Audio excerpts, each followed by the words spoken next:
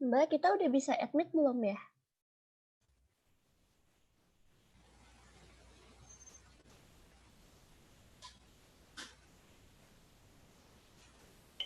Coba di-admit aja dulu ya, Mbak Dian. Iya, boleh Mbak, di-admit aja. Udah jam 3 juga. Oke. Saya belum jadi co-host loh Mbak Adia. Mas Freddy. Yoi. Mbak Jaya minta Udah, tolong Mas makasih Freddy ya, ya. Mbak.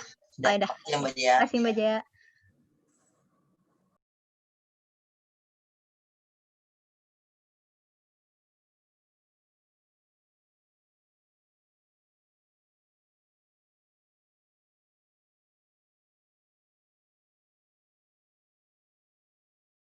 Mbak Jaya. Sudah. Makasih Mbak. Sudah.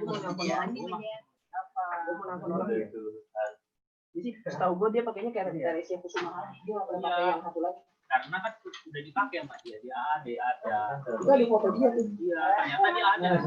Dan gue nyarinya di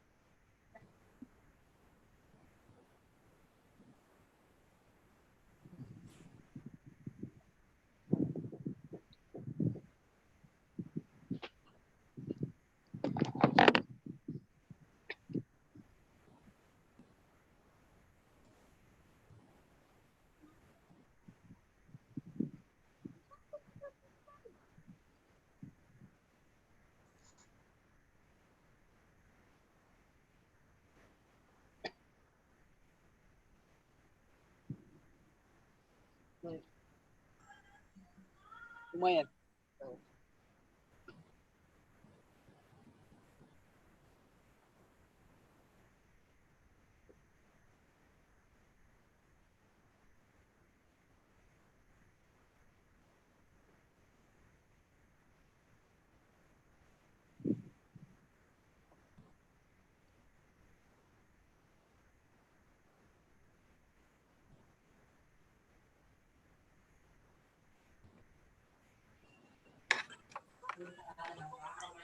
Satu.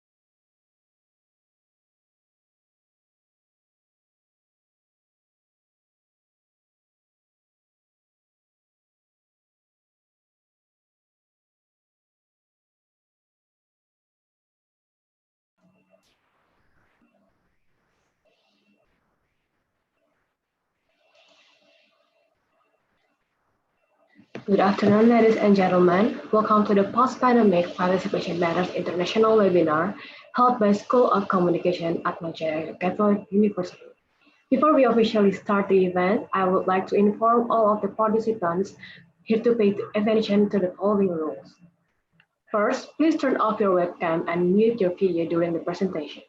Second, if you have any question, please write it down in the chat room privately to the moderator, Ibu Anina Dwi Fatma. Third, if you are willing to turn on your webcam during the discussion, please dress up and behave properly. Fourth, all participants shall fulfill the evaluation to get the e-certificate. The link will be posted in the chat room upon discussion. Fifth, make sure you have a stable connection. Without further ado, I would like to welcome the Dean of Business Administration and Communication Science faculty, Dr. Yohanes Eko Widodo, Head of School of Communication, Dr. Doreen Kartikawangi, and all audience. I also would like to welcome our distinguished speakers, Professor Ang Peng Hua from Nanyang Technological University, Dr. Nia Sarinastiti from Atmajaya Catholic University of Indonesia, Mr. Hadi Sabah Ayon, PhD from Université Le Havre Normandy, France, Mrs. Santi Indra Astuti from Mavindo and Bandung Islamic University, and Ms. Liza Hevelo Cavalcanti, Master's Student at University of Brasilia. My name is Indang Ganesha, and I will be conducting you through today's webinar. To begin our series of agenda, we will start with remarks from the Dean of Business Administration Communication Science, Dr. Eko Widodo. Bapak Eko, you may start your speech. Okay, thank you, Lintang. Thank you, everyone from the other country. It's a good opportunity to us to meet all of you, all of the participants.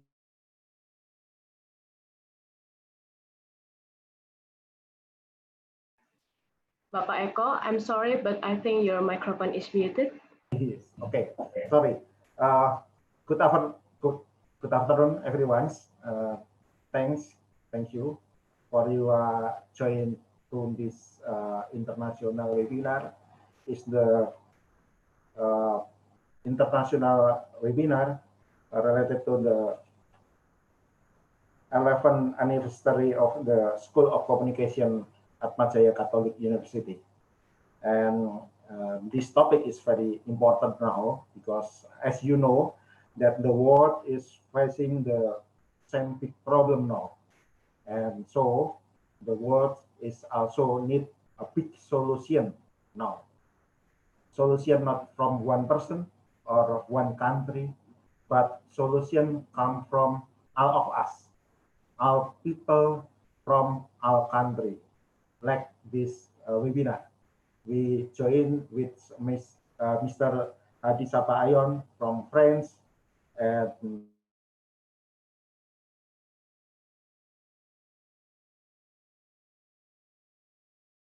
now is the epicentrum of this pandemic, and it's quite interesting if we can now for the first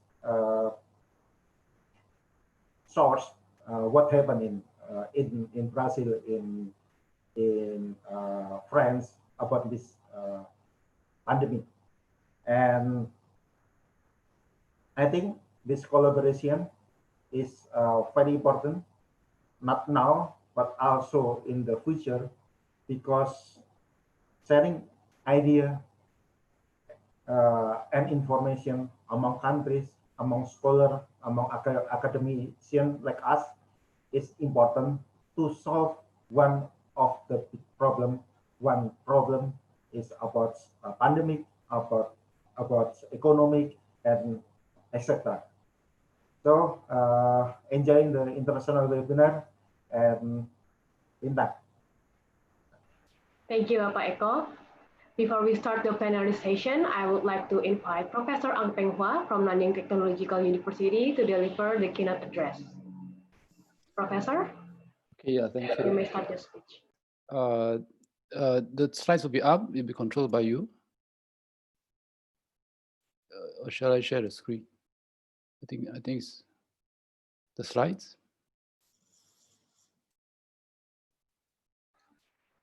The slide, please. Is that with you or not? No, It's not with you? Okay. Okay, then I'll share my screen, yeah.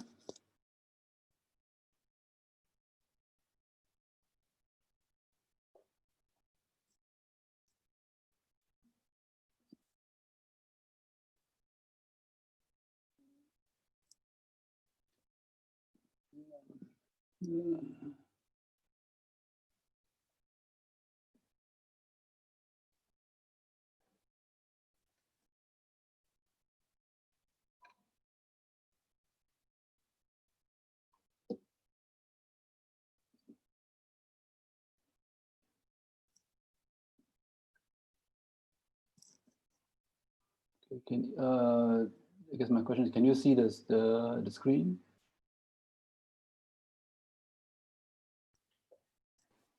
Yes. yes, Okay. we can. Okay. So this is my talk. I've been given the role of media in developing society participation after the pandemic. So this is what I'm going to talk about. What problems do we face? And then what role can media play? And then looking ahead, what can we do? I think the first thing we need to recognize is that the COVID will not disappear quickly. And this chart shows the subsequent appearance of the COVID.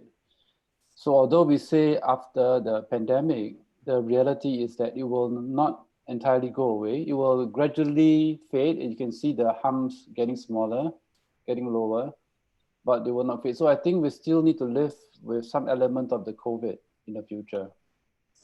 So my question is, what did we face when we had the COVID, right? I think one of the kind of odd things was the panic buying. And this chart shows you the search for face masks I say you ladies would know there are two kinds of face masks. One is for beauty, one is for health. So the beauty one is about the same consistently, although I think some people got mixed up between beauty mask and the health safety mask. But you can see that the safety mask jumped, right? In Google, this is a Google trend, and Google trend tracks and tells you what people are searching for. So there's a lot of concern about health and safety here. Sorry, this is why. Okay, so the panic buying. Okay, sorry.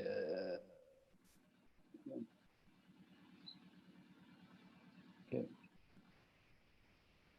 Okay, so we also face, and I know this for a fact because I'm also chairman of the advertising regulators, that we faced for advertisements for products that do not work. And I hope none of you have this. This is something from Japan. And it's supposed to kill the virus around you, so you don't have to wear a mask. So that it's like, I think they have chlorine and sodium, and you put into this package, and then you put it around your neck. You see the little girl there has that thing, the pin on a blouse, and it's supposed to kill the bacteria around you. But it's like, you know, bleach. You see, bleach kills the bacteria, but just because you put it around you doesn't mean that bleach will kill the bacteria around you. So this is where it's a case of false advertising. And in fact, this product is not allowed to be sold in the USA, in a few countries. In Singapore, because of our regulations, it's allowed to be sold, but they cannot make claims. So this is, you know, some issues here regarding advertising. Of course, you know, fake news, false information, right? So I won't go into this. The trouble with false information in this case that the false information can really kill you. So this is the problem with false information in this case. It's not just some happy, fake news, but this one can be potentially deadly for you and the family. Okay, so given that, right, my question then is, what is the media's role in the crisis?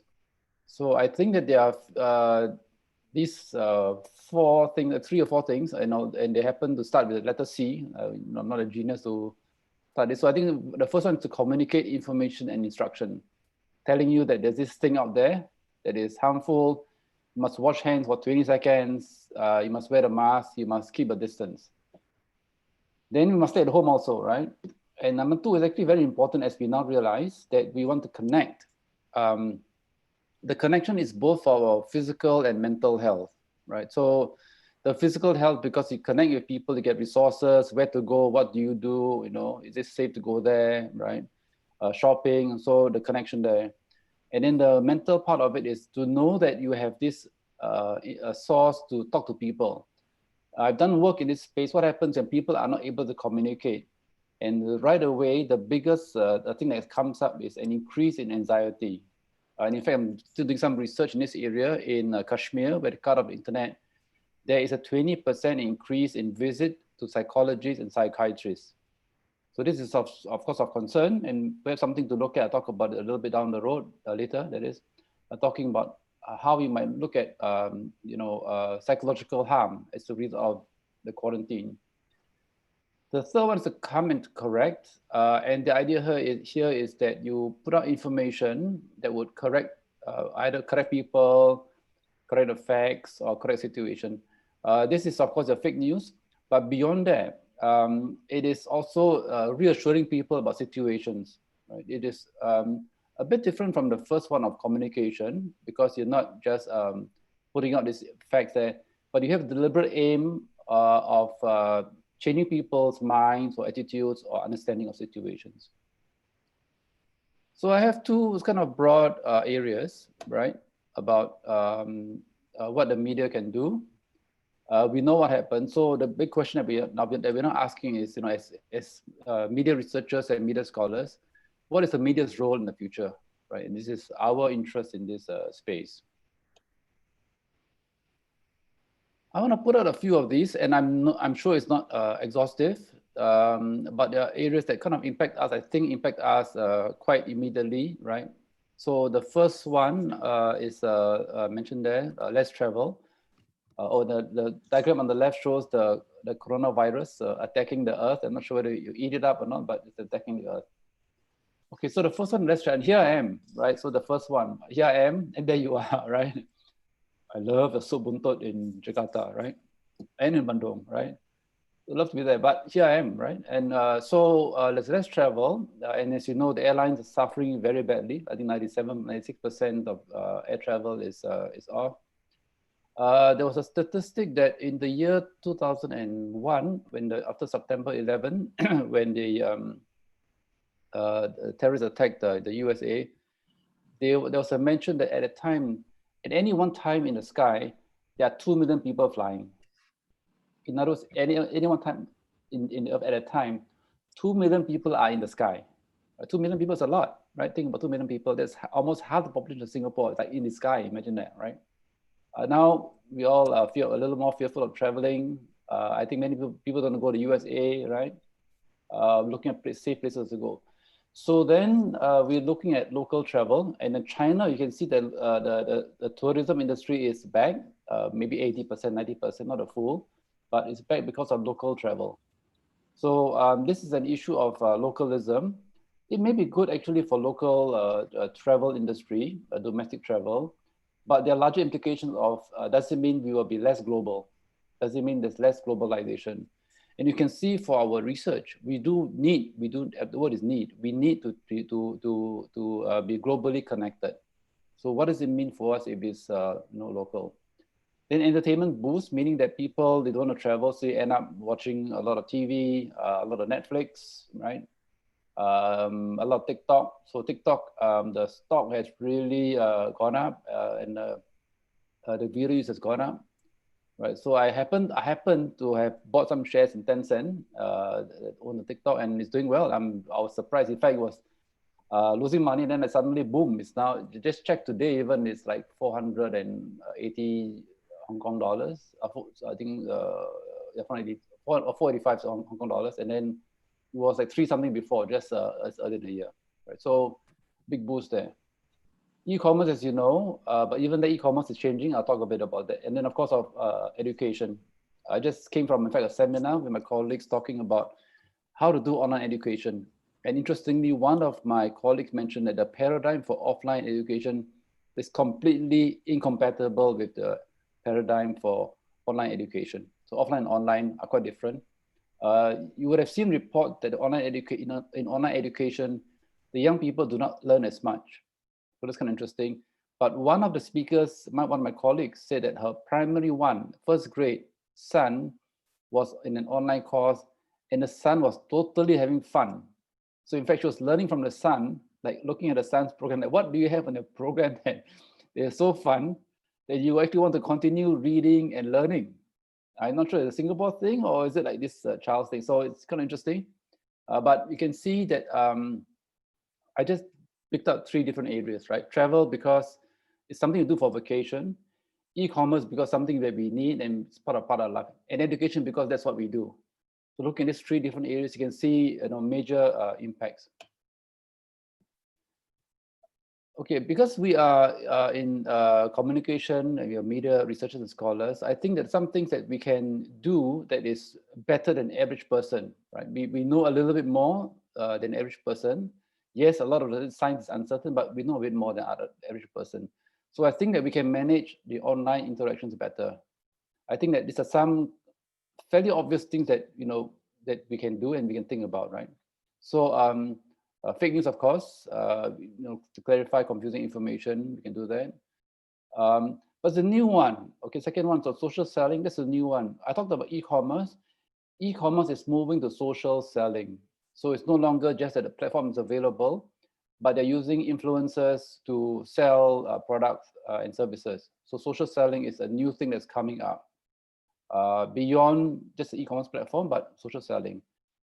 In online engagement, you have, of course, entertainment, your Netflix and various things, but also engagement in terms of like maybe counseling. And I realized that I have been doing a bit of, and I'm sure you all have done some of this, online counseling, not in a formal way, but people are either anxious or uncertain.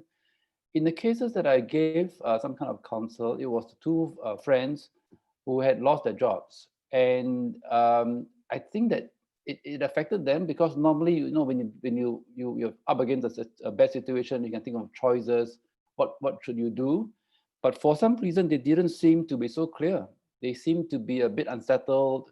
So by just talking to them, like, okay, how about considering this or considering that? I think that helped them a little bit. So I think that we will be doing some of this on a casual, friendly basis. I'm not a professional counselor, but sort of giving some friendly advice. But in the midst of all this, we're trying to lead as normal a life as possible. So I think that's where, as media researchers, scholars, and practitioners, we have some advantage over average person. Okay, then what about the role of research? I think that there's some things that we can do, and I will also talk briefly about some roles of research there.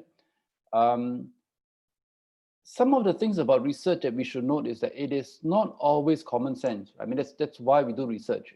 If all research is common sense, then there's no need to do research, right? So, for example, looking at too much being online, right? What happens if it's too much online?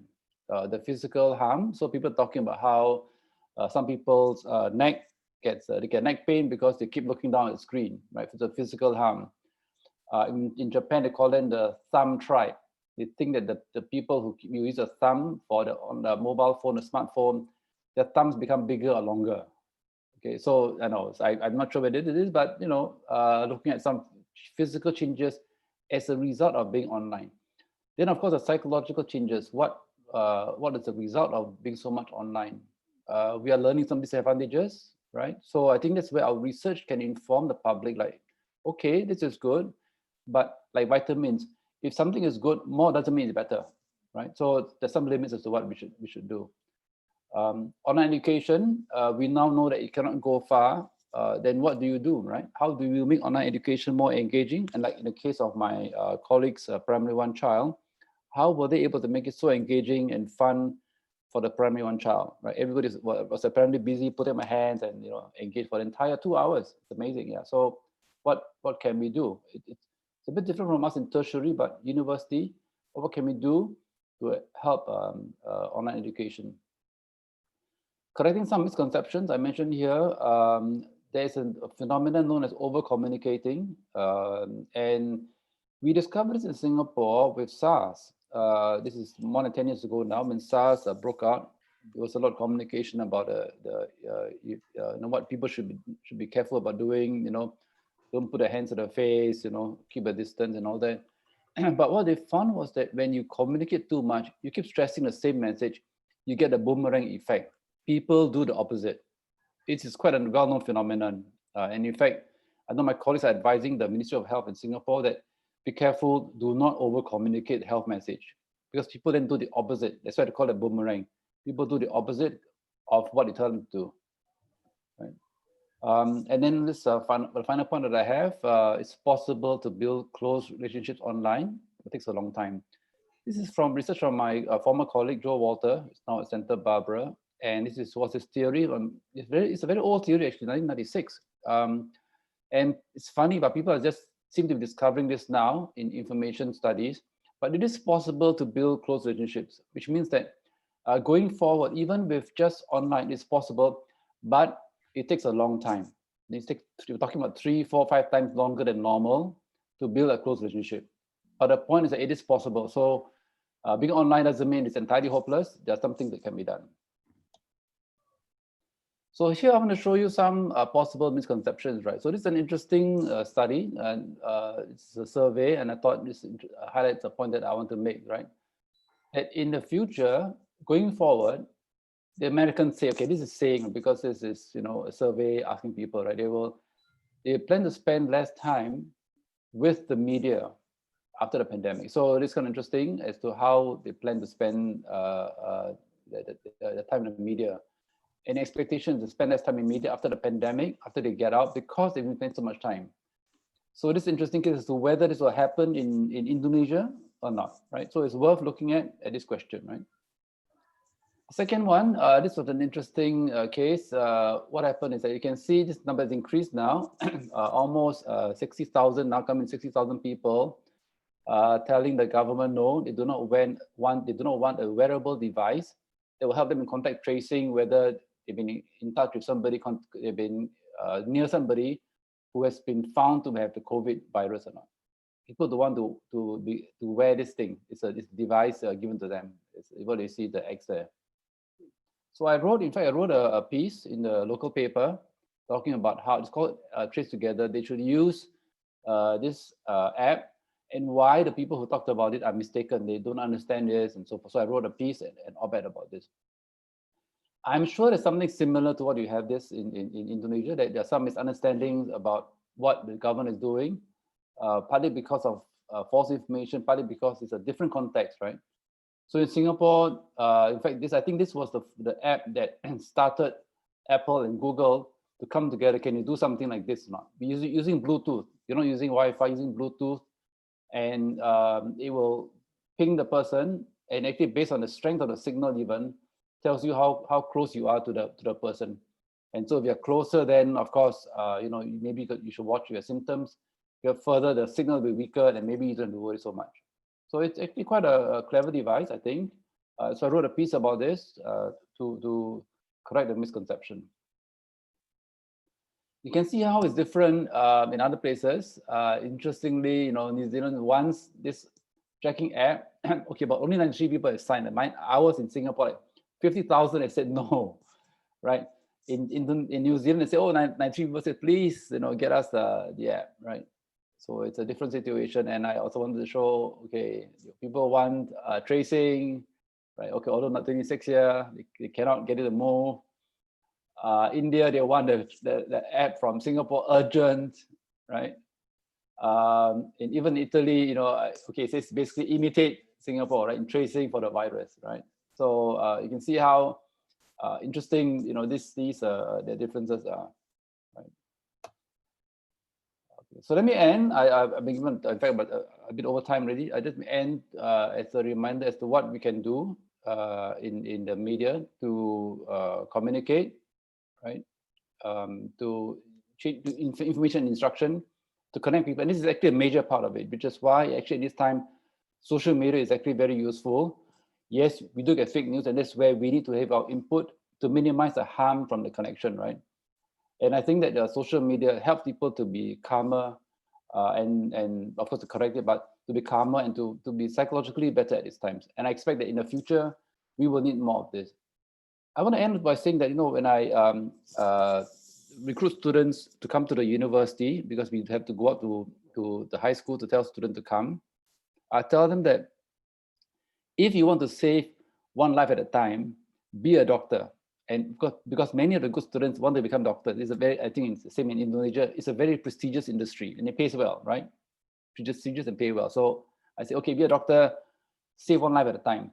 But if you're going to save 1,000 lives at one time, be a communicator, right? So I think that we have a big role to play here in this time, and really we can save literally hundreds of thousands of lives through what we do, right? So on that note, yeah, okay. Thank you for your attention.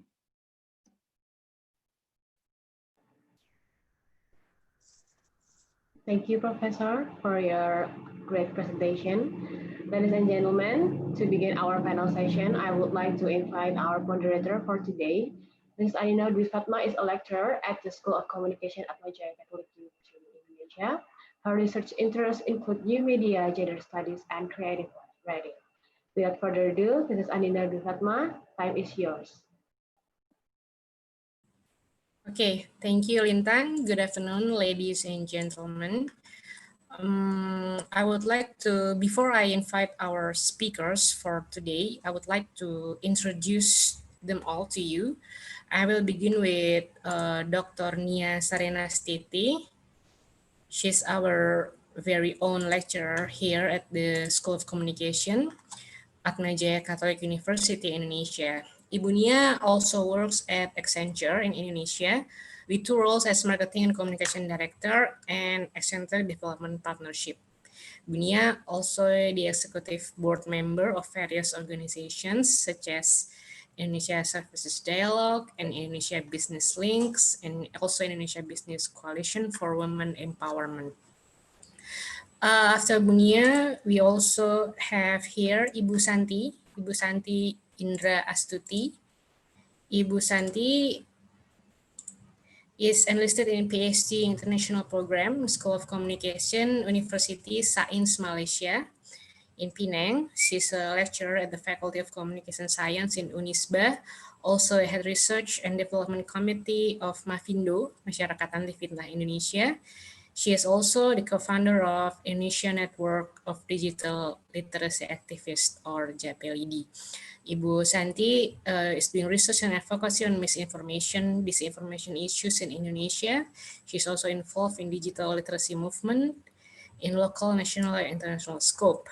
Next, we have Ms. Laisa Rebelo Cavalcante. She's a master student at University of Brasilia. She's a researcher and also designer. Has a bachelor degree in design at University of Pernambuco, Brazil, with an academic exchange in creative design at ITS Ligo, Ireland. And last, we have Hadisa Bayon, PhD, is a researcher associated to UMR-ID's Research Laboratory in Université Le Havre Normandy in France. He holds PhD in information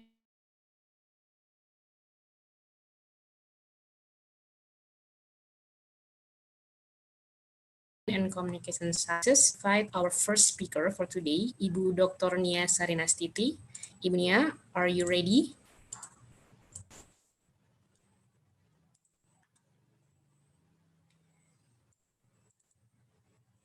Ibu Nia will present her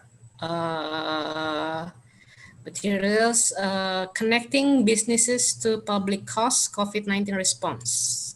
Please, Ibu Nia, the floor is yours. Okay, thank you very much.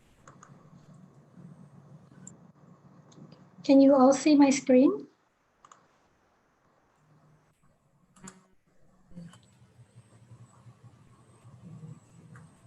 Yes. All clear, Bu Nia. All right, thank you very much for the opportunity to be here, and it's a pleasure to be able to be in one panel with all the distinguished speakers today from various different aspects of the communication sector. And thank you, Professor Ampua, for being able to provide us with the context of our discussion today. So my topic is connecting businesses to public cause, which of course this relates to the COVID-19 response. So, excuse me, I'm seeing people in the rooms, okay. So as we all know that if a corporation would like to engage with the public, they also need to be able to provide this sense of engagement. So the public disclosure is also important. So in this case, when we do have engagement with the public from the corporation side, it needs to be something that sincerely is related to what actually the public needs.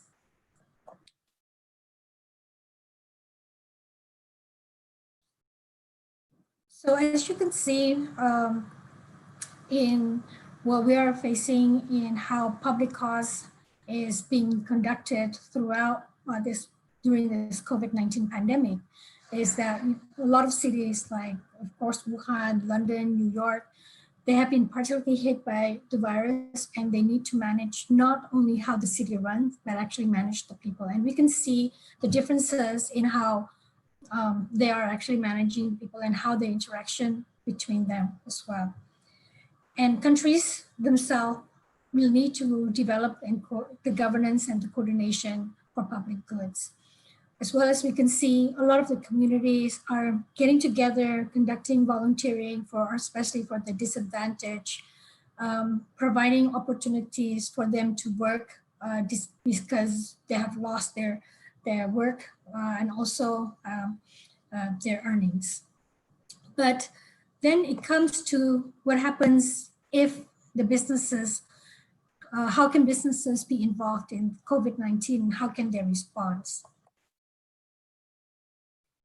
So my premise is based on a book called Good Works written by Kotler, Physical, and Lee. And the issue here is because when a corporation comes into action to provide what we call contributions or efforts to make the world better, they say that they are what they call cost washers. So literally, cynically saying that the businesses take advantage of this situation to make them look better, and they feel that the businesses have this necessary, as trade is just a necessary evil. Therefore, it is a delicate topic for how the marketing and corporate communication people be able to act in a way managing a delicate balance between business and social dividends. So when good works here provides an opportunity as part of a business building opportunity and not just merely CSR, because a lot of the CSR, especially in Indonesia, when people say CSR, it's mostly related to giving money, right? Philanthropy, giving goods and all that. So in reality, the businesses will need to be able to communicate what their hearts are and provide the positive social impact to the community, as well as how it would reflect to their bottom line.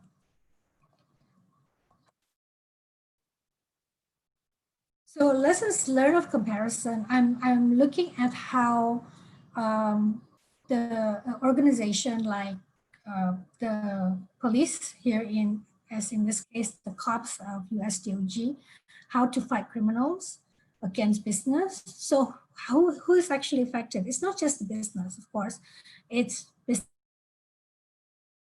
and the public. And then in the same case, during this pandemic time, it is also who are affected, right? It's not just directly the public, but also the business themselves, their employees, the customers. So in a way, in any situation where we face a critical issue, it is not just because the business wants to look good, but it's actually what they can provide to the community.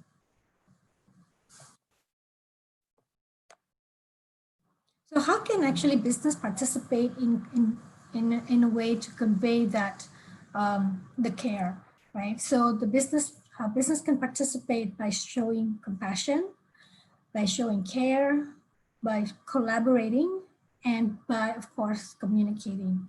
And sometimes businesses just tends to think of, again, oh, I'm just giving, it's enough for me to just provide money or provide in-kind goods, like providing food and all that. That's not the case. So I just wanted to go through simple examples on what actually some companies or business have done based on the discussion I had with the people who are working there. So for example, Unilever. Unilever would like to show that we will fight this together. As you know, as probably their main products currently is probably the top line of purchase because of soap and hygiene. But they won't like to show that this is actually something, as you know, some of the products are actually has been missing from some supermarkets and even warungs in Indonesia. But in Indonesia, that's not the case, because if the businesses does not commit to produce, then it will not happen. On the right-hand side is what Astra Honda Motor is actually doing and how they can provide hygiene to the people by providing a place to sink and water, running water and soap as well for those who are past buyers, and even also provided to the online hail ride, but from Gojek, right? Gojek or Grab. And for example, is for Accenture, we try to show our compassion by celebrating International Nurses Day, saying thank you to the nurses because they are the one who are in the front line. And simple communication or education provided by, here as an example, is from Telkom, how Indonesia is fighting against COVID-19, public education, what are the things that are being questioned in regards to COVID-19, what can you actually download and then share, and then how to actually check the facts of COVID-19, and then also the services that is provided to the community to contact. So in a way, it is not just about contribution of cash or in-kind goods, but also the ability for this corporation be engaged with the community through various activities that shows compassion, care, as well, compassion, care, as well as how to communicate. So hopefully that would amplify what Professor Ang has actually mentioned in regards to how we as communicators can be able to take advantage of our ability or capabilities to communicate in sending messages that are relevant to engaging with the community. Thank you very much. Thank you, Andina. So that is from my side. Okay, thank you, Bunia. Next, I would like to invite Ibu Santi. Ibu Santi here will be talking about something that is related more to the problem that we're facing today as grassroots communities, social capital, community, and participation, building a resistance movement against the infodemic. Bu Santi, are you ready? Yes, I'm ready. Thank you so much, ladies and gentlemen. Mbak Andina, okay, my screen will be shared from the committee because I have problems here. Okay. Okay. All right, thank you very much for this opportunity. Thank you for Professor Ang Peng Hua, who has already given us foundation about discussing these matters. And Mbak Nia, Ibu Nia, thank you so much also for your insight. Here I am, representing my position as a scholar. I'm lecturer in the Faculty of Communication Science in Unisba, Islamic University of Bandung, but I'm also members of Mafindo, Masyarakat Anti Fitnah Indonesia. It is a community-based organization focusing on combating hoax. So let me start my presentation with sharing stories about what we do in Mafindo as a community-based organization in the meantime. Can we move to the next slide, please? So this is the next slide is talking about our vision and mission. We're talking about, Mafindo is actually a baby because we established at the end of 2016. We are starting in a group of Facebook forum who's discussing and clarifying issues, misinformation and disinformation, which is later popular in the public as hoax. So our vision is to become a dynamic and independent community-based organization, actively participate to enlighten, develop public capacity, raise public awareness, and to achieve that mission, what we do is working, collaborating with other parties and counterparts in a fight against hoaxes, hate speech, and so many things. Okay, I think I will move to another slide here. So volunteerism is the spirit of Mafindo. As a community-based organization, we are a non-profit organization.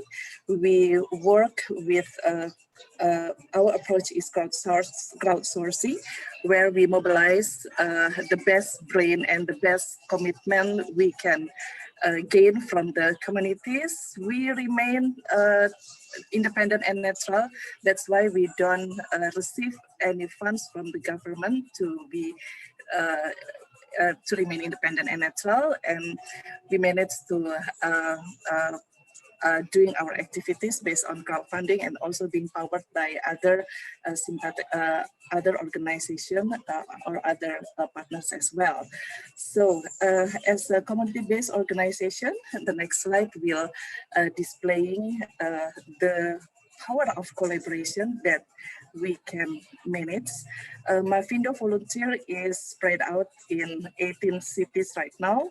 We have 529 volunteers, and I'm really proud to share to you that among these 18 chapters that already established, we have 12 women leads the chapters. What we do next is we do our activities online and offline. This is our activities of online. We do fact-checking. Fact-checking is the starting point of Mavindo. We doing this fact-checking regularly. We're doing internet watch for circulating mis and disinformation. We try to clarifying hoaxes, publishing debunk results on the Facebook forum and also in our platforms. We're doing public education, online education, socialization. We're also doing fact-checking competition right now for students and for in several campuses, starting in Jakarta, and hopefully it could reach also students in other provinces as well. We are also building public repository where we restore our material for educating public and could be accessed freely by the public. Hopefully it could also enlarge our library for supporting our mission. And also we develop apps and machine to help public to do this fact-checking by themselves. We have Hoaxbuster tools for Android and also for iOS.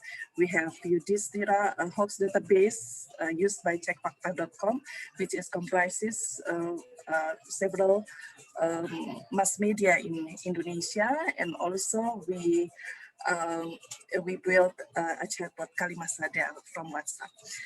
We're doing also online campaign focusing on healthy internet habits and being a responsible, mindful internet netizen using different social media platforms such as YouTube, Twitter, Instagram, and so on. This is our activities online. But we do understand that sometimes facing the problem in digital platform, the solution is not in the digital room. The solution sometimes needs a certain approach that only could be doing in offline activities. So the next slide will display our online activities. So we do targeted public education. We built small classrooms to cater the needs for other people in segmented audiences to understand more about the danger of hoaxes, doing fact-checking and so on.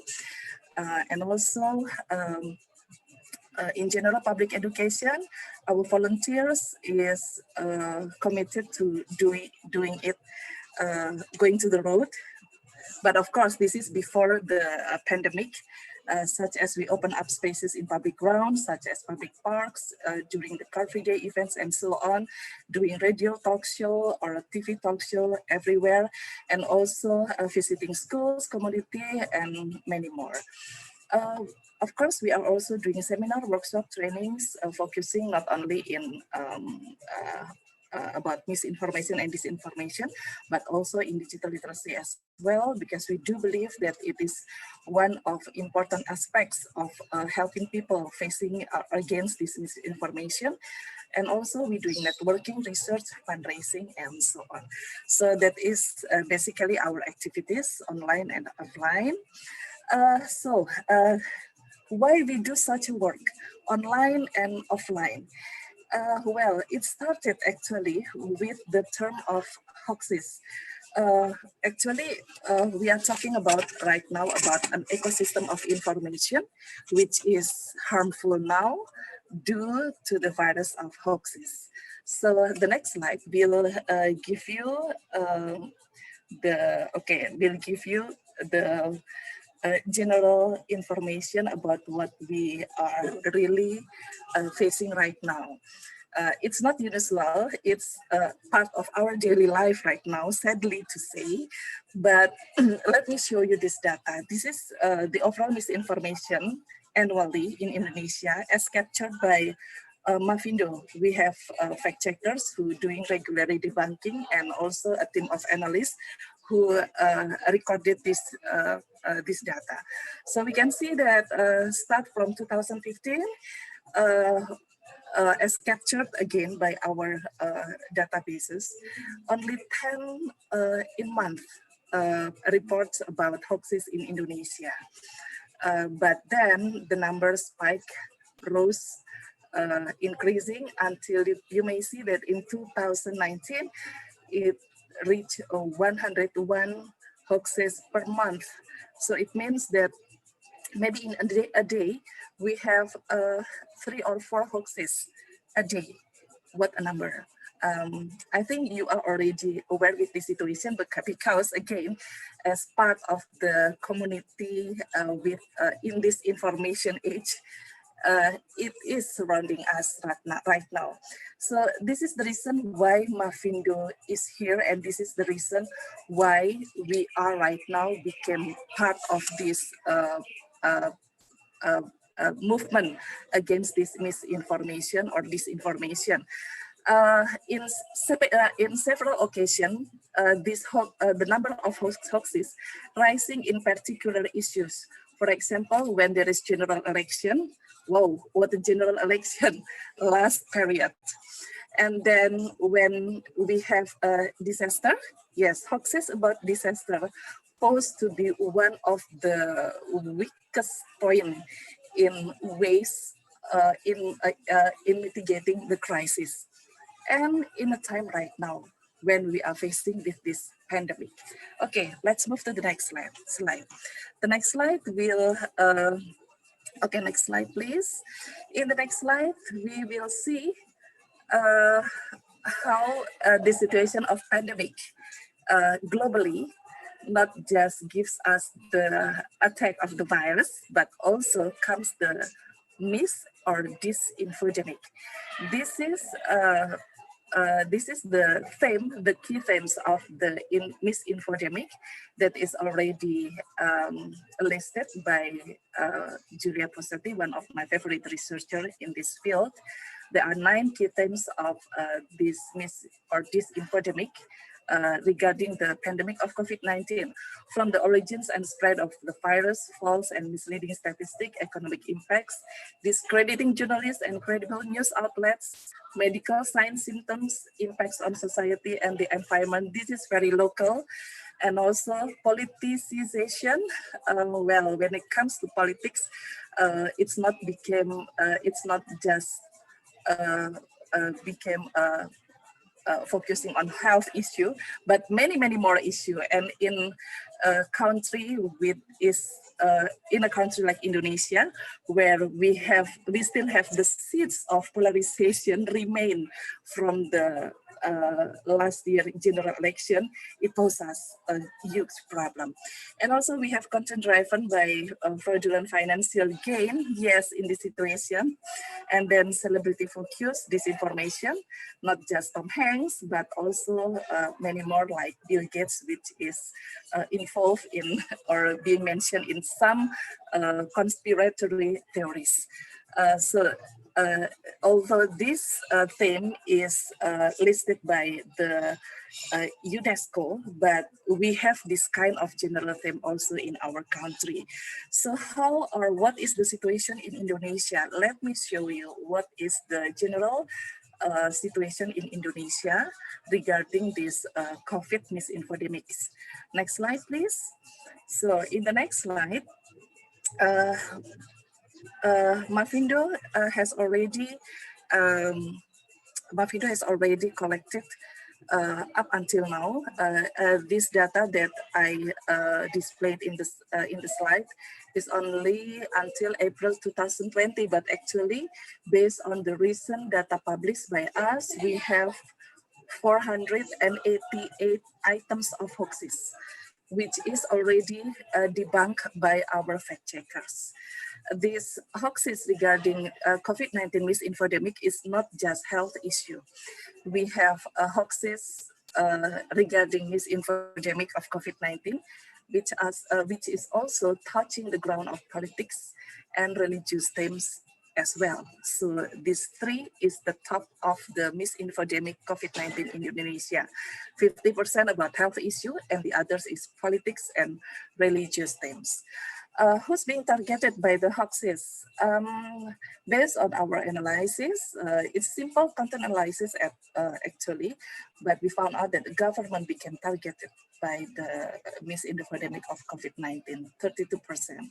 And then foreign actors, I think you may guess what is foreign actors that mostly mentioned by the hoaxes. Yes, it going back to Wuhan Chinese, communism, and even in some sort of hoaxes, goes back to any other country that that is assumed as public enemy and so on. So we have still any other data that I can share to you after this presentation, but let me give you the last data. So we see that government is being targeted by the hoaxes, but effort to clarify the hoaxes from the government agency is only 17%. The people or the organization being mentioned in the hoaxes, they are only clarifying 9.3%. So mostly the hoaxes is debunked by fact checkers. These fact checkers, some of them also coming from the media, some of the media person also became part of this movement. But of course, debunking the hoaxes is different with distribute the clarifying hoaxes. So we still have the problem of it, how to distribute, how to spread out, how to publish the debunk of the hoaxes. So that's why we do our works, not just debunking, clarifying, and researching, but we are also going on to the public. And okay, we move to the next slide. And in search of solution, this is what we do. First of all, we do this multi-pronged approach. If one asks what is the strategy for combating misinformation in the country, well, this is not really novel actually, although the name is very sophisticated, multi-pronged. But actually we try to do whatever we can do, from fact-checking, building networking, doing advocacy, education, building tools, app, doing research, and many more. The next slide will display the stakeholder, multi-stakeholder partnership that is working collaboration with us. We try to reach community, we try to reach civil service organization, religious communities, school, education, academician, public figure, government agency, mass media, and so on. So this is how we try to tackling the problem. So in the next slide, I will show you the roadmap of our works right now. This is an inoculation model against hoax. We adapting this inoculation model to build our roadmap. So we are talking about an ecosystem of information right now, which is harmful due to the virus of hoaxes. So if hoaxes became the virus, then we need the antivirus. This is the short-term way to solve the problem. And this antivirus is ranging from the law enforcement, restorative justice, and so on. But what we do in Mavindo is trying to build or trying to invite people as much as possible to become hoaxbuster.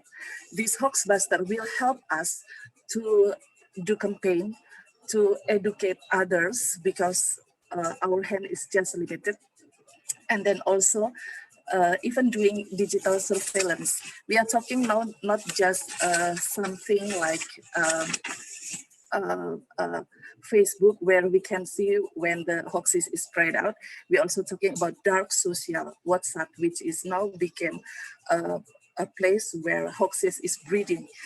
The others, so we do also believe that in order to fight the virus, we are not only need the antivirus, but we also need vaccine to make people immune when another hoaxes is coming in. So we, up until now, as a long-term approach, we do believe that literacy is the key for fighting the hoax and could become the vaccine for this one.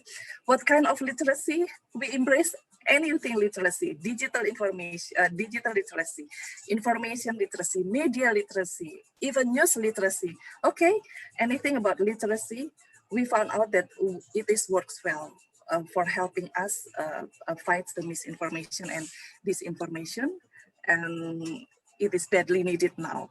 So how to achieve that?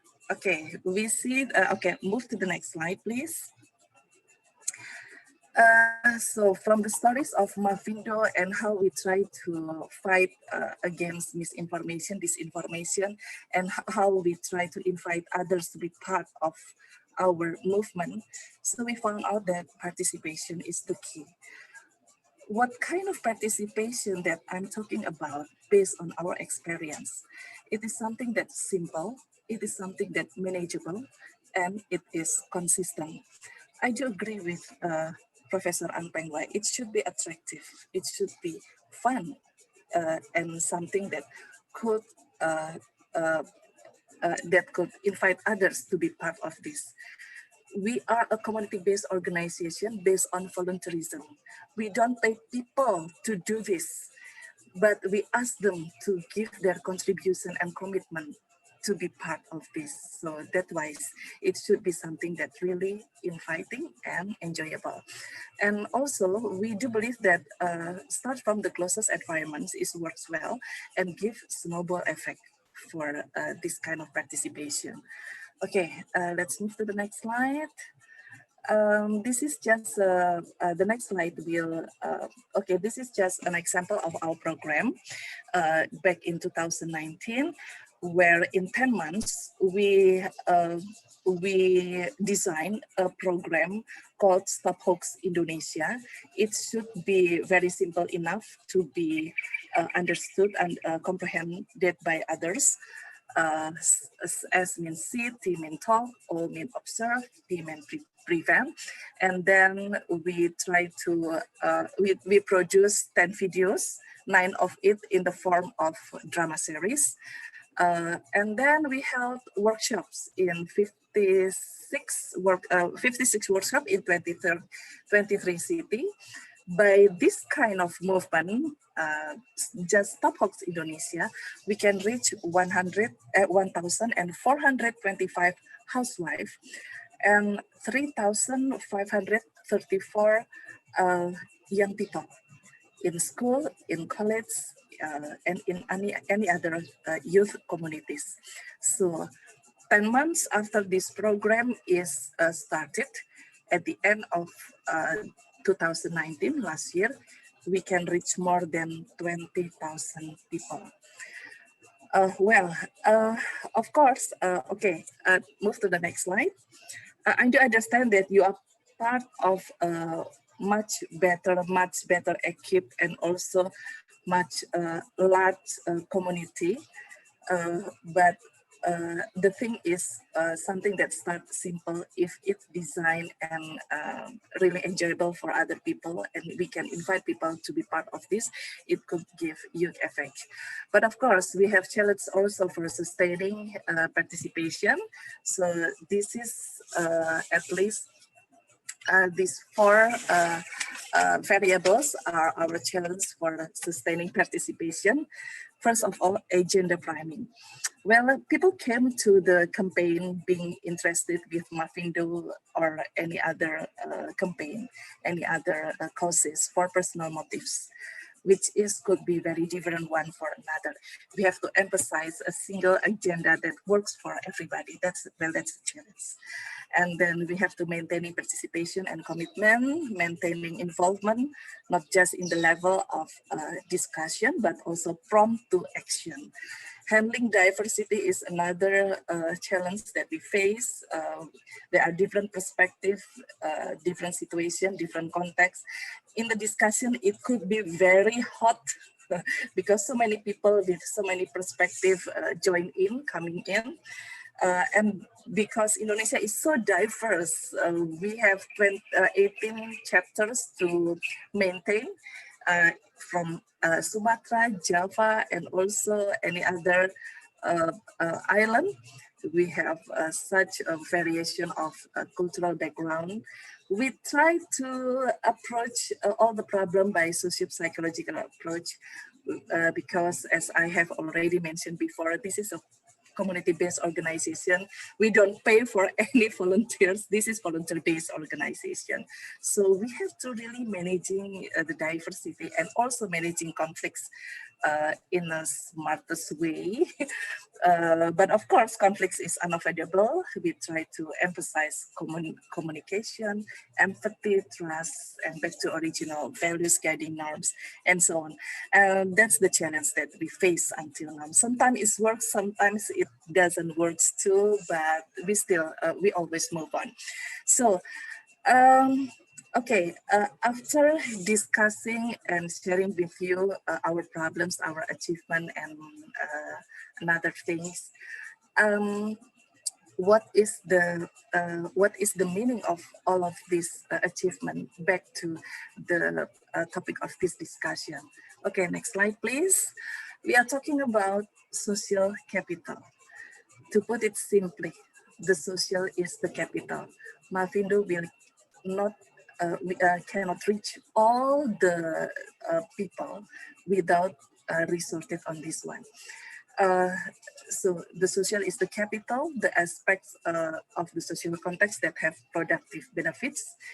It arises from human capacity to consider others, to think and act generously and cooperatively. It involves people knowing each other and having positive relationships based on trust, respect, kindness, and reciprocity. And social capital means it involves supportive social structures that encourage pro-social actions and discourage exploitative behaviors. We found so many people who want to doing good deeds, but they don't know how to do it. Maybe if we can share or contribute to supportive social structures in informal way, we can ask more people to do this. Okay, next slides. What about the community? Well, speaking about community, old school term of community is talking about community as an area marked by sentiment of common living. It means a group of people within a certain area with a common culture and social system, whose members are conscious of their unity and who can act collectively in an organized manner. But what about community post-pandemic? Well, we found out that a social group, a community post-pandemic is a social group characterized by interpersonal network that provide sociability, social support, and social capital to their members, residents in a common globalized issue, not in a common territorial or localized issue, and it's strengthening solidarity sentiments and activities. Okay, the last, what about participation? Let's move to the next slide. So participation is the involvement of people in political, social, cultural, and economic life of the society, which can have usable outcomes. So it means all kinds of individual and group interactions in order to intervene in determination of their and their society's destination and affecting the decision-making processes on public matters. That's the theory. So participation post-pandemic. Well, participation post-pandemic is our struggle in facing the crisis, our desperation, in facing the loss of our beloved one, our frustration maybe, in facing the uncertainty of life, but it is also our entanglement one another, our joint cooperation in dealing with what matters most in life, and our intense communication one another amidst the physical distancing that separates us. So participation post-pandemic, it is a story about us. It is a poetry about human lives and about us. So I'm not talking about many theories. I'm talking about experience in this pandemic and what it could give us many valuable lessons. Well, that is for now. Last slide. I think I owe my gratitude. I owe many things to the people who support us one another to make us to strengthening our community and supporting our spirit to give one another. So let's discuss it more in another term. Thank you so very much. Mbak Andina, yours Yes. now. Thank you, Mbak Santi. I'm actually pretty happy about the continuity of our discussion this afternoon because Professor Ang Peng Hua talked about media, Ibu Nia talked about corporation, companies, and businesses, and Mbak Santi talked about the public. So it is really a good harmony in our flow of discussion today. For the next part, I would like to invite Ms. Laisa Rebelo Cavalcante, who will be talking about the design contributions in the post-pandemic consumption and behavior issues. Ms. Laisa, are you ready? Yes. Hi, everyone. I'll share my screen, okay? Yes, please.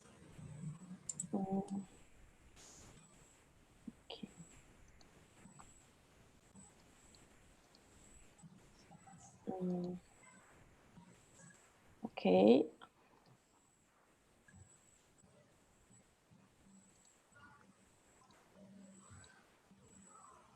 So, can you see it on my screen? I think so. Yes. Yes, Okay. we can see your screen. Thank you. Okay, so hello everyone, good morning, good evening.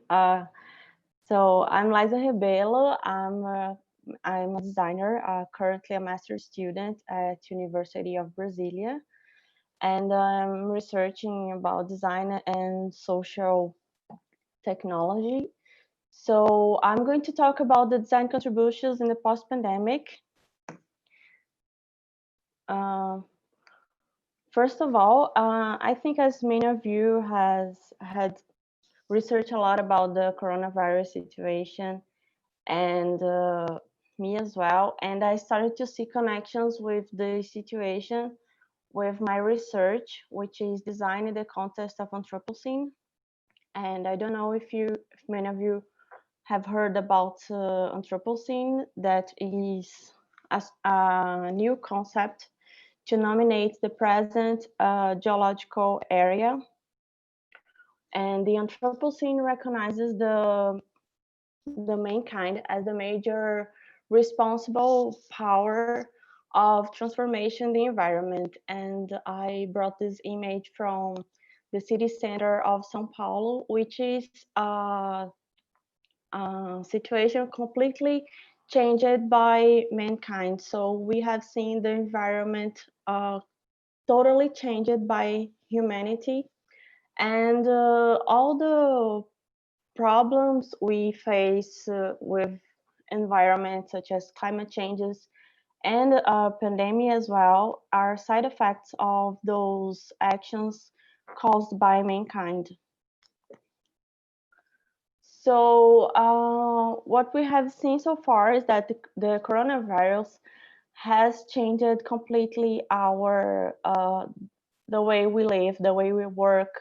Everything has changed very fast, because by December 2019 we've heard about the first cases, and by March 2020 the World Health Organization declared the new COVID as a pandemic, and by now, the June 2020, we are dealing with this new normal.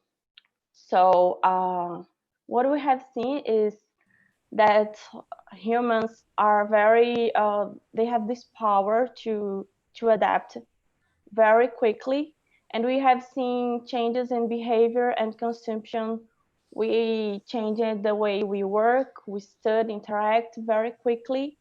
And those impacting the way we consume as well. We have new needs and desires of consumption. And I'm those sorry, needs, Liza, can you open your video, please? So we would like oh, to see your face. oh, sorry, I thought it was, No, that's okay. I was sharing it. Just a minute. Okay, sorry. Oh, no, that's okay. That's fine. Thank you. Okay, it's okay, sharing now? Perfect. So as I was saying, we are facing those changes. We are now interacting virtually. We are working from home, we're studying from home, and all those changes were very fast, and we are all connected. The internet is now a very important thing in our lives. And those new needs and those changes so fast impact the new needs for design. They demand new works from design. And this is very good for design because design is really recognized as something that works with aesthetic and creative.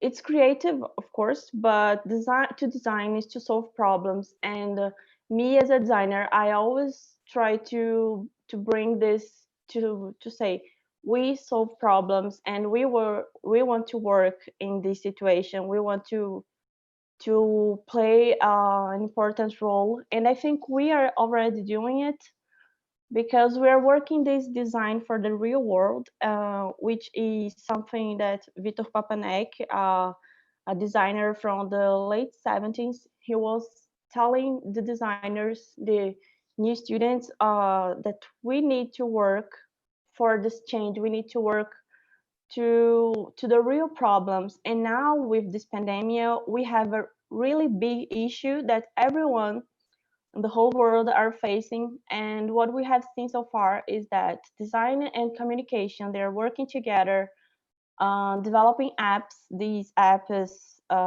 provided from the healthcare system here in Brazil to face something that were said already. We're facing this fake news issue that is really problematic, because fake news can kill people. When we see how communication is important to help people to be informed, to take care of themselves, and we need to be informed and we need to be connected, but keeping this social distance. And doing this connection, it's very good because people are working all together all over the world. Designers are providing those face shields with sharing knowledge using internet. They are using open sources design, and I think it's a very good thing to all subjects, to all workers, to work in something big, to work in something very important for society. And I want to bring this very good thing that happened in Brazil. This VentiFlow is a Brazilian ventilator developed in only 35 days. And it's very good because a ventilator, they face a lot of problems. And I think all of you know that it's very important to this situation because many countries such as Brazil, that we are facing a really difficult time here with the coronavirus, and we were lacking with some really essentials equipments, and this ventilator was developed in a very short time, and it's going to solve a problem here. And the ventilator as well, they have some particular issues depending on the country. So I think how we see another example of design working together with many with many different people like doctors, engineers, and I think that this is the thing that people are working far from their currently workspaces, but they are connected.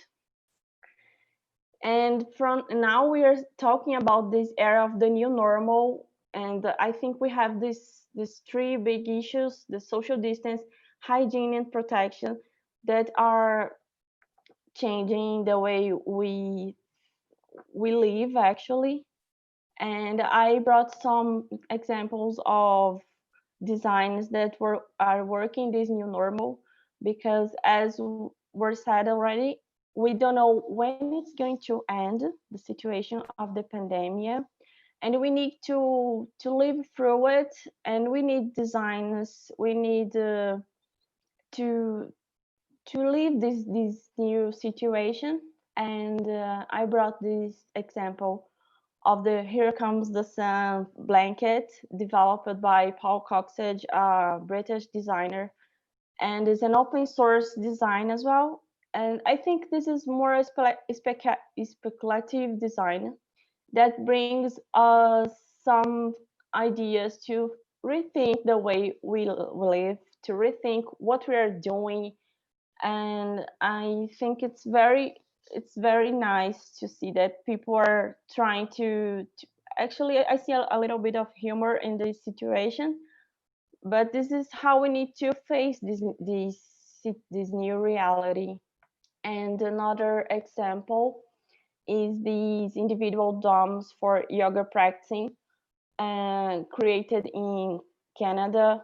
So people really want to be together, but they know it's not safe to be together, but they are working on it to face this new situation. And another thing that has been developed was this Plex Eat, developed by a French designer, to try to get people back to restaurants, because we know that the pandemic has reached very hard people from the tourism and restaurants and these type of economic thing. So I think we're all working this together, because we don't know when it's going to end. And so I brought those examples of designs that has been developed to show that design is the product design is acting to manage the social distance. And I think it's very good, because people are working, collaborating from different places. They are working together, and well, I think we're going to see a lot of new things, because we are facing new problems, we're facing new needs, and that's it. Thank you very much.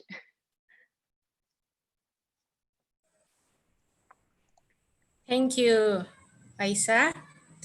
I'm going to move straight to our last speaker for panel session, so that we can start our discussion session. I would like to invite Hadi Sabayon, Mr. Hadi Sabayon, who will be talking about participatory culture and reinvention of everyday life. Mr. Hadi, are you ready? Are you there?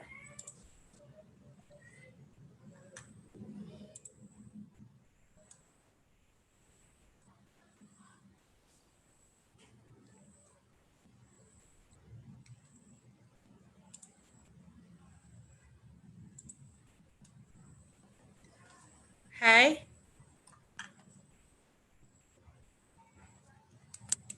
Are you ready to start your presentation?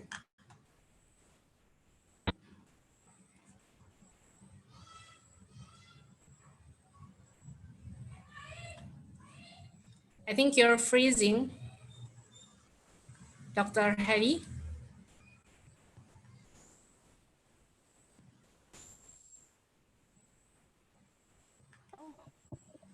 Is it better? Yes, yes, it is now. Do you want to, do you need to share your screen? Do you have presentation? No, I don't have. Okay. I have next that I will present. Okay. Thank you very much. Then Salamat Siang. the floor is yours. Yeah, Salamat Siang. Good afternoon, everybody. First of all, I want to congratulate School of Communication at Atmajaya Catholic University of Indonesia for its 11th anniversary. And I want to thank my esteemed Indonesian friends, Professor Dorian Kartikawanji, Head of School of Communication, Dr. Eko Widodo, Dean of Faculty of Business Administration and Communication Sciences, and their colleagues for the organization of this international web conference in which I have the honor to participate. My regards go also to the speakers, Professor Pen Hoa Ang, dearest Nia Sarinastiti, dearest Santi Indra Astuti, and Liza Rebelo Cavalcanti. It's a great pleasure for me to be with you as if I am presently in Jakarta, this beautiful city close to my heart as the father of a Batawi baby, and where I met admirable fellows and professors. Wish you all good health and good luck in this exchange. In the following minutes, we will question the concept of participation as a set of social and cultural practices located in a physical space and a temporality, as well as in the digital environment. Furthermore, we will emphasize the need to invest in digital education, also known as transliteracy, and its accessibility to include those whom the new post-pandemic world excludes. The appearance of the novel coronavirus has deconstructed social space as we know it and significantly disrupted our participation in its spheres. The physical and social distancing, in addition to the closing of state borders, are barely the tip of the iceberg. As a matter of fact, and in the name of safeguarding the public health, it is the very notion of participation as an act located in space and time that was significantly turned upside down and must therefore be rethought, restructured, and reconstructed in a world where humans and COVID-19 must now coexist. However, participatory culture existed long before the internet. As for digital, it has and always will revolutionize the way we approach the different aspects of participation. In his book, The Practice of Everyday Life, French intellectual Michel de Certeau evokes daily invention and creativity through user operations. He proposes a distinction between two concepts, space and place. A place is an instantaneous configuration of positions. It implies an indication of stability. A space exists when one takes into consideration vectors of direction, velocities, and time variables. Thus, space is composed of intersections of mobile elements. It is, in a sense, actuated by the ensemble of movements deployed within it. Space occurs as the effect produced by the operations that orient it, situate it, temporalize it, and make it function in a polyvalent unity of conflictual programs or contractual proximities. On this view, in relation to place, space is like the word when it is spoken. In short, space is a practiced place.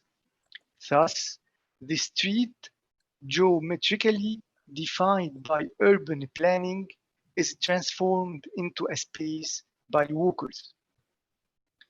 Interestingly, today we are witnessing yet new forms of space in the light of the ongoing pandemic and its impact on our digital culture. The exemplifications are three. First, the pre-pandemic space. Second, the confinement space. And third, the deconfinement space. Their respective representations vary according to the geographical, cultural, and political context of each country. The pandemic has significantly altered the face-to-face participation in each of the space models. Let us take the example of natural parks in Geneva, Switzerland, and the Pays de Gex across the borders in France. Before the pandemic, the local authorities and different users invested in the digital technology such as websites, mobile applications, photo galleries, etc., in order to develop architectonics that enrich physical spaces. The institutional websites provided information such as a description of the premises, accessibility, regulation, events, and maps. Many digital projects flourished, focusing on the intersection of spaces, their stories, and socio-cultural practices. Visitors in both areas could, however, swing Karena aku harus ngurus surat izin.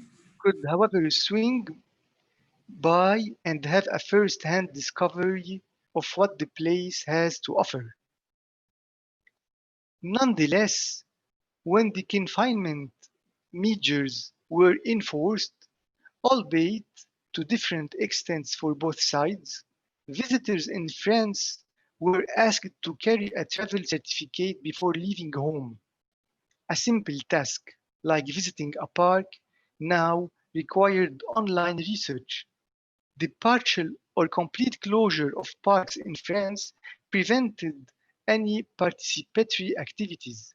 Those parks that remained open in Switzerland closed their shops and catering services and imposed severe restrictions on visitors, like precluding the gathering of more than 5 people or group walks.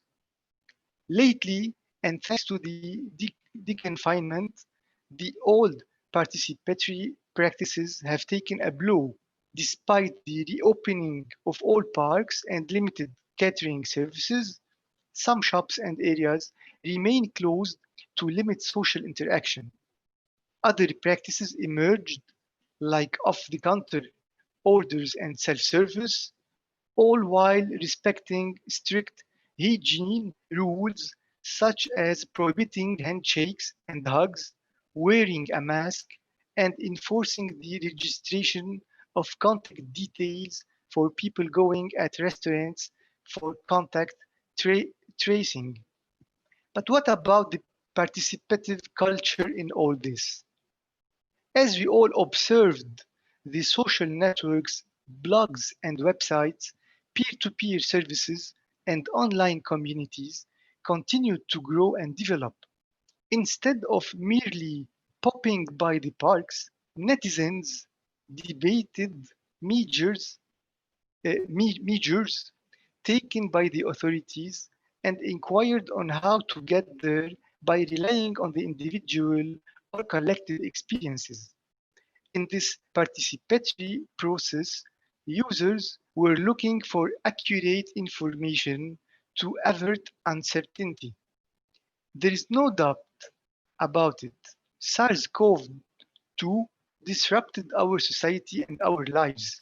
It now dictates a new way for almost everything, a new normal, and we are still struggling to understand how and why. The virtual urbanism professed by Milad Douayi in 2011 has become our refuge and our new space. The distinction between real and virtual no longer holds. Digital design structures developed in the image of the architecture of our homes parks, and cities is everywhere we look. Its technologies offer possibilities for interaction, action, and visibility. Its architectonics recall the architecture in the physical world. They also connect conception and design to social dynamics. As we may well imagine, working from home and physical distancing measures encouraged and empowered the emergence of participative online communities. It's significant to note that this pandemic has awakened the problem of the digital divide and digital illiteracy, further excluding people and groups from the digital environments and online communities. Today, the architectonics that we have built in the digital world and that resemble our urban architecture need to be rethought. New digital urbanism inspired by the changes we made to our lived spaces must follow suit and become more user-centric. User experience, a significant factor in the design of websites, platforms, and digital applications, must be at the heart of our participation in the physical space, otherwise known as the lived space. Since we now live in both worlds, we should redesign one to reflect the changes we had to bring to the other, thus enabling the new ecosystem to fully function. We must reinvent our everyday life so that our web and urban architecture complement each other.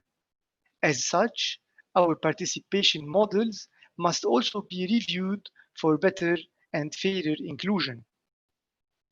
The immense acceleration and growth in the use of digital technology throughout this pandemic require a serious investment in the digital education, transliteracy, and digital accessibility to include those who find themselves excluded from this new world. Participants should be aware of what they are participating to. They must know to what extent the production and circulation of their media content would contribute to their collective well-being. This pandemic has taught us many lessons. First, it reminded us of our animality and fragile biology. We were social beings long before we became digital subjects. It stands out as an intruder that enforces the adjustment of our space and of our way of life if we want to survive. It showed us the similarities between our two worlds, where an urban exodus of individuals who move to the countryside is replicated in the digital, and how we consume and look for information and share it. And finally, it teaches us that information is the essence of our civilization and that its presence requires cooperation at the local and international levels to achieve a new participatory culture in what has become our new normal. Thank you very much for your attention. Thank you so much, Dr. Hadi. I would like to proceed to our discussion session, but before that, I would like to remind the technological support to share the feedback link in the chat room. Yes, and while waiting for that, for those of you who needs e-certificate from our session, you can fill the feedback and then the certificate will be sent to you. Okay, so moving on to the discussion session, I would like to inform you guys that I received so many questions, more than more than 20 questions, I think. So I need to put this in a very, in the most compact way so that we can have the most results within this minimum time. I reckon we only have about 10 to 15 minutes left. So what I would like to do is, I already, let's say that I already summarized all the possible questions into 2 questions. So I want each speaker to answer these 2 questions. First, what do you think should be the first priority? Endorsing community participation or urging government for taking necessary policies? I think it is a very important question because we've been talking about participatory culture here, but the remaining question is, do we need to prioritize this approach rather than urging government for taking necessary policies? So that would be the first question. And the second questions, I want all the speakers to answer this according to your respective fields. What are the biggest challenges for participatory culture in your respective fields? So maybe Professor, I would also invite Professor Ang Peng Hua for this discussion session. So maybe Professor Ang Peng Hua can talk about from the perspective of the media, and then Ibu Nia will be talking about from the perspective of business or corporate, and then Mbak Santi from the public, related to infodemic that you just presented, and then Hadi, you will be talking about the everyday life, public everyday life, and then Liza from the perspective of design. So the questions still remain from your respective fields. What are the biggest challenges for participatory culture you think in your respective fields? While the first question is the what will be the first priority, endorsing community participation or urging government for taking necessary policies? For the first speaker, can I invite Professor Ang Peng Hua to answer both questions, Professor? Yeah, hi. Okay, so of course, those are hard questions, and I know that you only ask hard questions. Okay, so government or people, and the answer has to, I'm sorry, but you know, I'm an academic. Answer has to be both. Answer has to be both, right? Because the government and people are sort of two different sectors. And I thought Santi gave a very good illustration of how the private sector or civil society sector can contribute in a very meaningful way that also not just solves the problem, but also builds the community. So I think that's it should be both. And I've worked in situations where it's possible to do both. So there's a policy front as well as on the civil society front. And I think doing both is good because that again builds social capital and brings people together. On the big challenge, I think the big challenge is exactly what we're talking about. Like, what is our next step? I mean, that is a big challenge because there is so much disagreement, and because the area is not a hard science yet, we don't know. I think as researchers, we are prepared to experiment. But what the research shows is that if somebody behaves like in a very confident way, people believe him or her. But that's not how this is supposed to go, because we are all uncertain. So we have to be a little humble and say, I'm not sure. It's like the face mask, right? First they say, no, you don't wear it. Then after you wear it. And then people say, how can you say that? First you say no, then you say yes, you know. But the answer is this is how science moves. And we must be prepared to be wrong. If we say we try this and then it turns out that actually it's not the biggest challenge. Something else is a bigger challenge. And then what, you know? So I think that the big challenge is knowing what to do. So I think the big challenge here would be to be circumspect in the sense that not be too confident, and in fact we should be very careful if somebody is very confident, because he would be called a confidence man or a short con man, right? So we are very careful about con men who are like, oh, I'm very sure this one, just follow me and all will well, and it isn't. So I think the big challenge is knowing exactly what to do. That is a big challenge.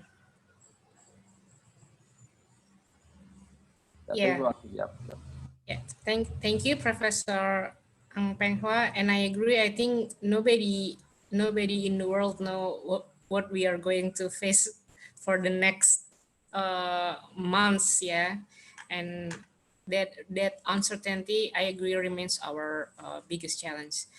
Next, Ibu Nia, are you ready with your answers?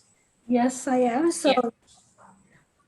well, again, it's not like which one is more important. Both, you know, because there's no point of having a government, but then the people are not willing to listen. But again, the government needs to be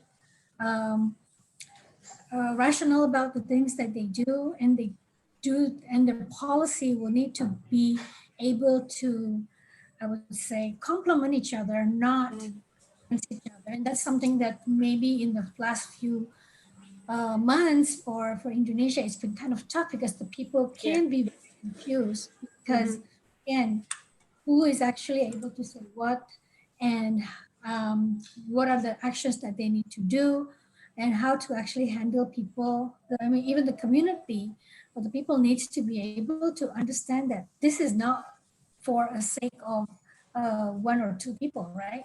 It's for the whole community, and how do we actually be able to be in there together instead of fighting for their own, what they think, or for whichever religion or ethnic groups or what they believe. But it, you know, like what amplifying from the business, we are all in this together. It's not us trying to fight this on our own. What about in the perspective of business communication, Bu? How do companies get their employees or their target markets to be involved in this movement? I look at all the activities that's happening in the private sector or the state-owned enterprises, is that it is easy to manage employees because employees have the accountability for them. If something happens to them, it will affect the company. But the problem is that how can we actually, the company can also educate the society where they are. So like in the sense of the example that I provided, Telkom, trying to educate how is the best way for you to be able to select information, right? They have that something that how to fight hoax, how to get information in regards to testing. So that is all available in. So, and that goes to the customer, and the customer can actually affect the people who are around in their neighborhood. Okay, thank you, Ibu Nia. Next, Bu Santi. Okay, thank you Which so one very should much. we prioritize? Sorry, the grassroots or the policymaker? So we cannot choose one of another. It's Yeah. very hard questions, but okay, this is based on our experience in dealing with the problem of misinformation and disinformation in the country. Well, for us, empowering the community first, we found out that talking to people is easier, not really easy, but easier than talking to some sort of government official which has their own agenda and political preferences as well. And we do believe that by empowering people, we can ask or giving pressure to the government to do better action. Because we do believe that the heart of democracy is from the people, by the people, and to the people. Okay, this is classic and this is cliche, but it works. We have very valuable lesson actually from the last general election values, where we nearly disintegrate each other and fighting each other due to the two political rivalries. Remember, thanks God and thanks to you all, people of Indonesia, whether you participate in the election or not, but we can pass it safely. Because of that, we empowering each other. So that's the first question. So the second question is about the biggest challenge in our respective field. Well, for us, is the biggest challenge is trying to connect public with similar issue. That we face the same enemy. That people who wants to, that there are people out there who wants to divert us from the truth, regardless our political preferences, cultural backgrounds, and any other variations. Well, one thing that I really observe in Indonesia, we are not familiar with conflicts. So when we face conflicts, we cannot manage it productively. We face conflicts that's something that really disintegrate us each other. So we're afraid to face the conflicts. But actually, what we are trying to do is, okay, let's face it together. We are different, and let's managing the differences and the conflicts, but we still together. So that is from me. Thank you. Okay. Thank you, Mbak Santi. Next, Laisa. In terms of public space designs, which do you think should come first? The initiative from the community or from the government? What do you think? I'm sorry, your speakers, you're muted. Yep. Okay. Okay. Okay. So first of all, I think depends where you are, depends of the country to think this perspective from the government.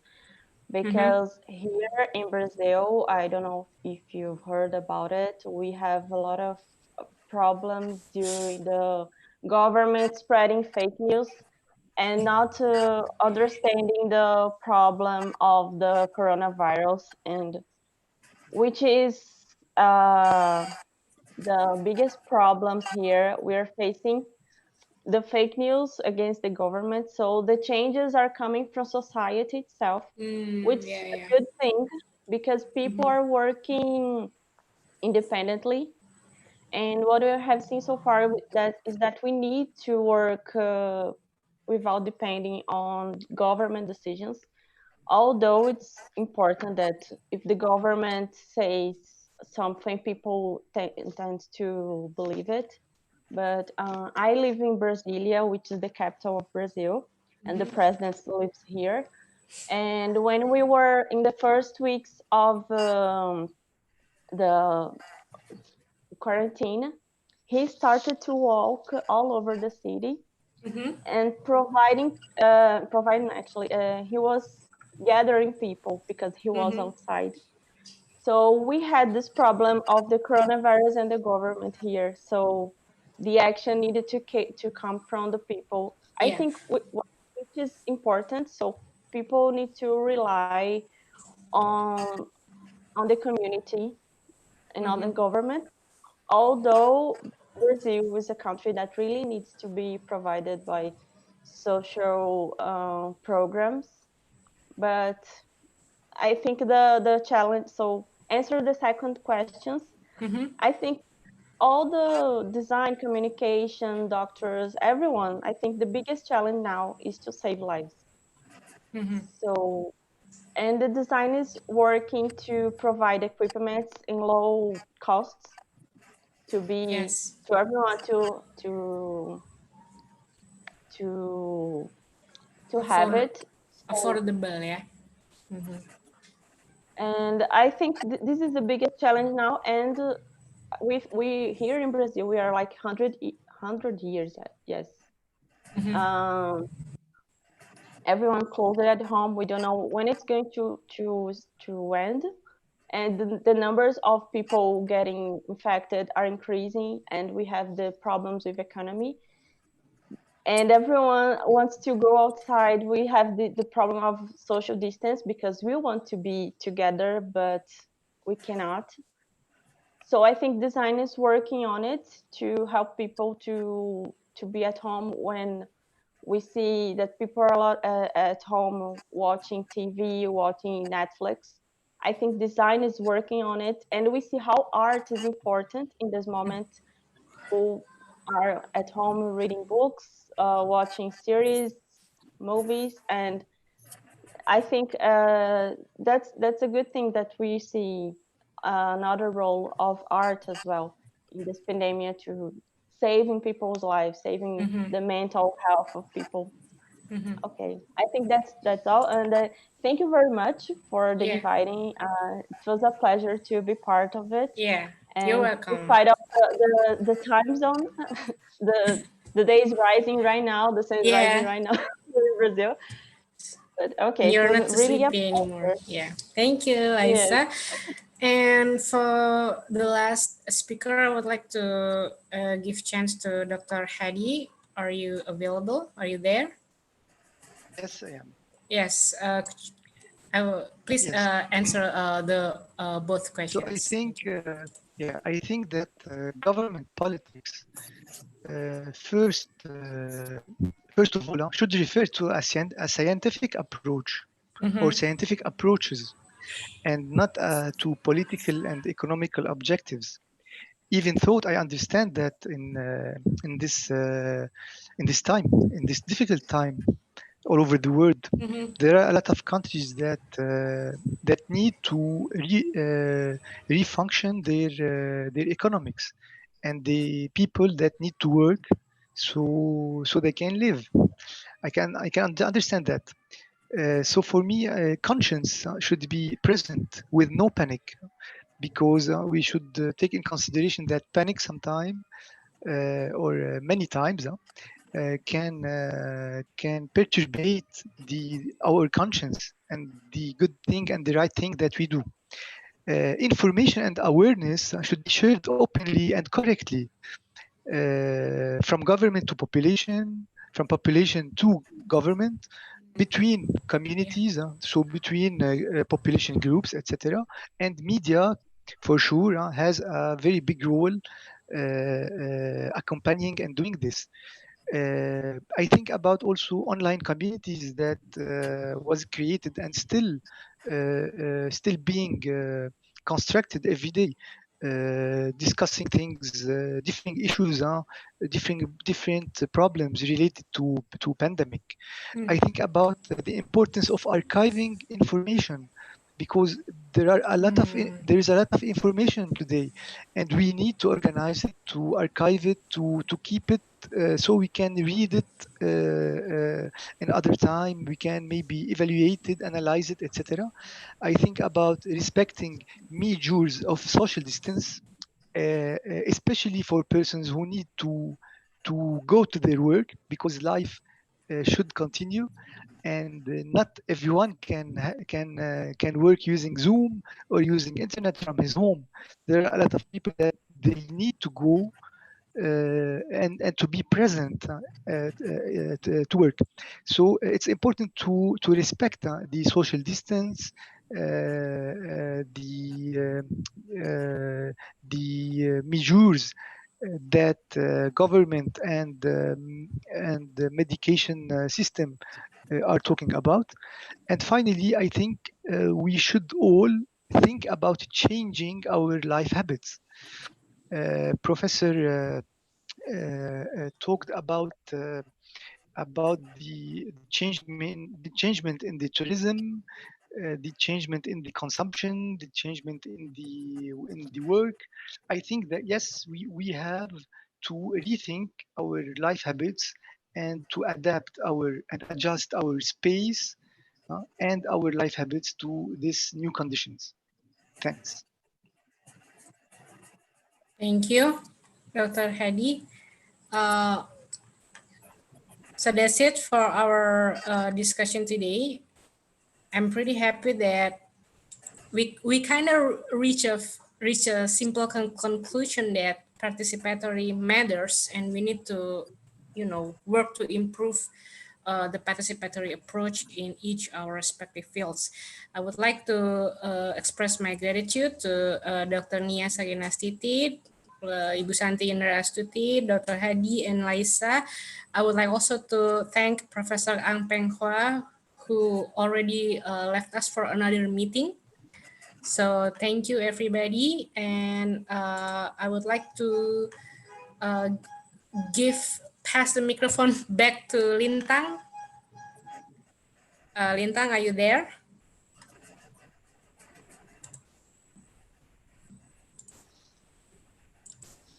Okay, thank you, Ms. Andina. Yeah, thank you, Lintang. Distinguished speakers for the interesting discussion and presentation as well. So, ladies and gentlemen, we are now coming to the last session of our webinar today.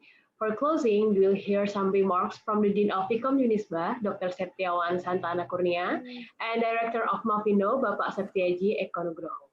Bapak Septiawan Santana, you may start your remark first.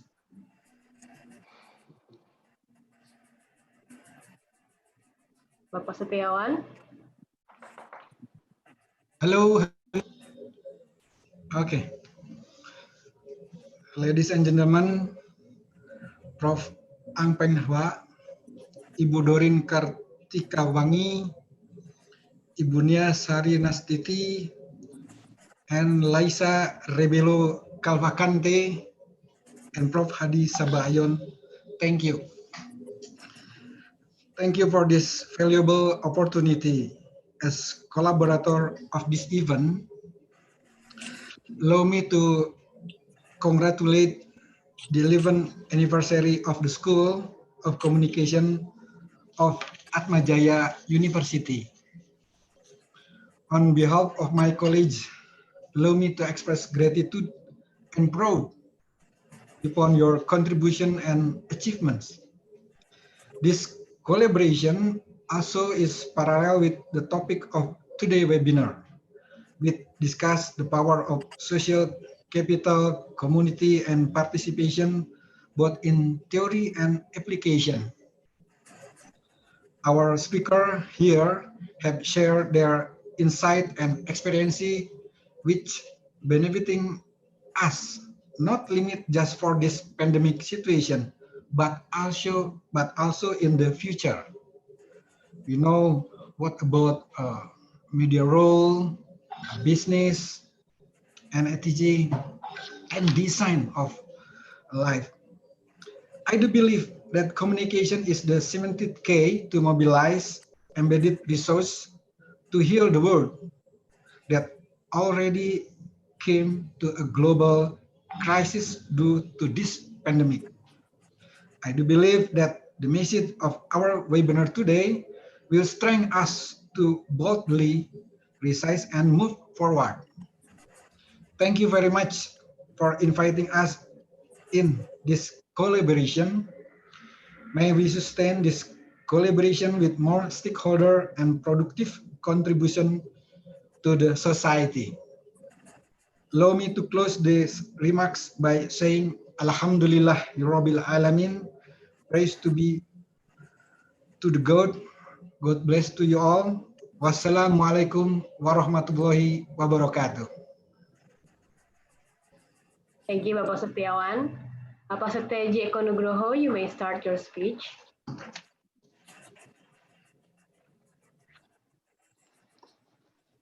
Bapak Setyaji, are you ready for your speech?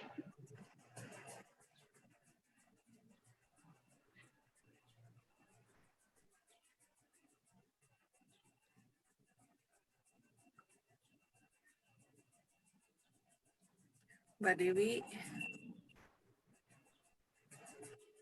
Bapak Setyaji, are you there?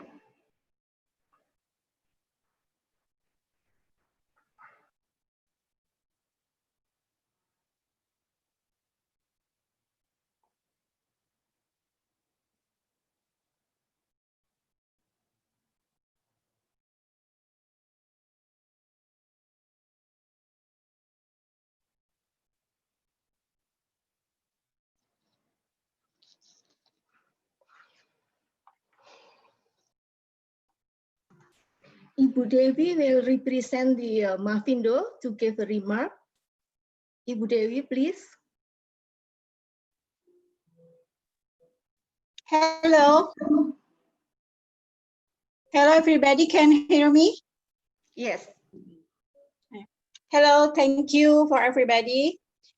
Thank you for Professor Ang from Nanyang Technological University of Singapore, Dr. Nia from School of Communication Atmajaya, Dr. Hadu Sabayon, Miss Santi Indra Astuti, my best friend and also my teacher, Miss Leila Rebelo, moderator Miss Andina Dwiratma, Mafindo Board of Presidium, volunteers and all of participants here.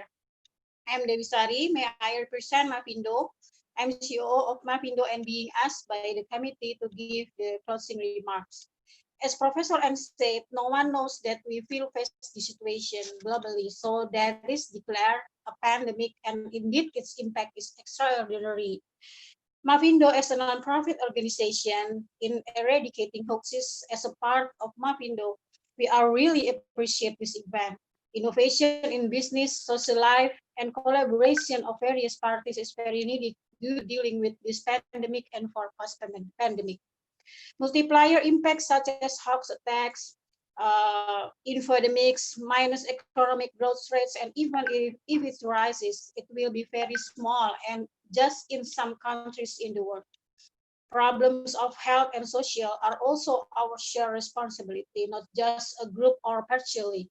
It is independently of our own and that we can unite this power so that mitigation of post-pandemic situation can be better prepared for us to be faced. Because it's better to get starting from the small and then to become the big. Hopefully, each government and the countries can support the movements and innovation that have been raised up independently and everything moves. We can do it. Thanks again. Regards. Thanks, Andina. Now the floor is coming back to you. Thank you all. Thank you, Ibu Dewi, for your wonderful remarks. Ladies and gentlemen, we are now at the end of today's webinar. I would like to invite Dr. Doreen Kartikawangi to give her closing remarks. Ibu Doreen, you may start your speech. Thank you, Lintang. Everybody, I would like to say thank you very much, first of all, to all speakers who willing to share their knowledge, especially Prof. Ang Pengwa that already left. Also, Hadi Sabaayon, PhD from France. Right now, I think it's 12 o'clock, is it? And Liza from early in the morning until now, you stay here to share your knowledge. And also Mbak Santi, as well as Ibu Nia and Mbak Andina from the School of Communication at Atmajaya Catholic University. This is our honor to host this special webinar because we are celebrating our 11th anniversary. And also congratulations for UNISPA because they're celebrating their 37th anniversary. Thanks again for the collaborators, Mbak Dewi, who represent Mafindo, as well as UNISPA, and also the supporting associations. I have to mention there are AJI, and then P3I, Aspicom, ISKI, as well as Perhumas, who support this international webinar. So hopefully what we get today will encourage us to participate individually as well as in our community. Because if we not start with ourselves, nobody will start. So we start ourselves as a role model and encourage everybody to also contribute with the participations, especially in this post-pandemic, because actually it's not that post already, it's still during pandemic, you know, like in Jakarta, in Brazil, as well as in other countries. So hopefully it's relevant to what we willing to contribute to our country as well as to the world. Thank you. Lintang, I'll give the time to you. Thank you, Ibu Doreen. Ladies and gentlemen and distinguished guests, this is the end of our Post-Pandemic Participation Matters International webinar held by School of Communication at Atmajaya Catholic University. But before we end today's event, I would like to request all of the speakers and guests to open your camera and take some photos for today's webinar documentary.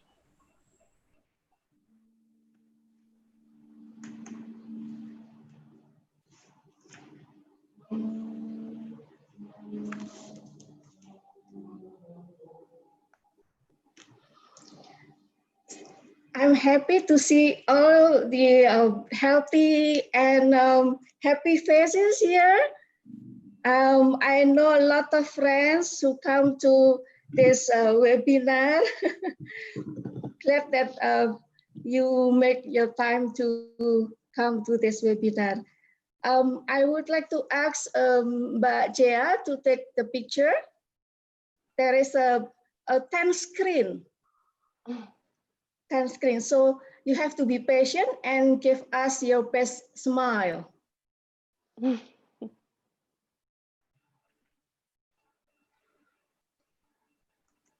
Okay, I will start the share screen to all of you.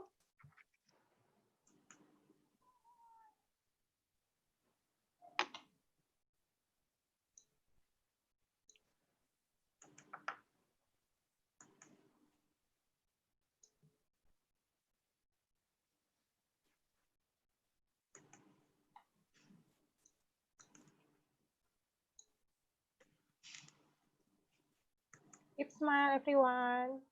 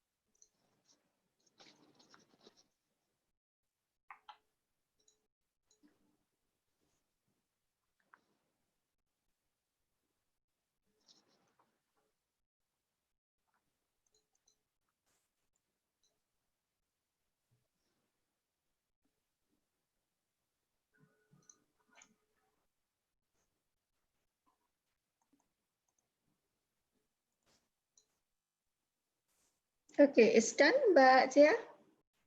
And the other is mostly do not turn on the camera. So there is just three picture here. How about Okay. that, Bu Dorin? Yeah, it's okay.